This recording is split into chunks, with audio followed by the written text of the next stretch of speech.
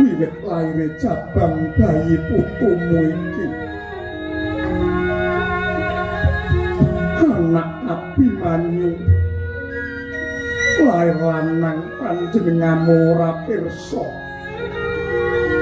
lan wis udakara meh sak candra pandene durung pinaringan pusaka nama mula kang mangkono aku mbahi cabang bayi Sembadra nyuwun kanthi banget lawan Pangeran Arjuna ya mung panjenenganmu ingkang trep lan ajib paring pusaka nama Pangeran.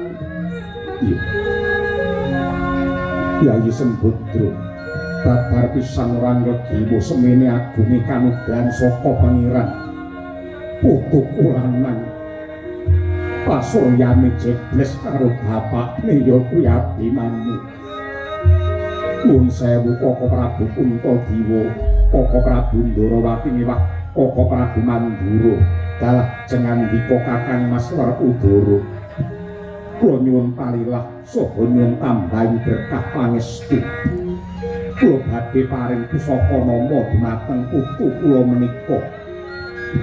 Menggih kanthi akekasih Raden Parikesit.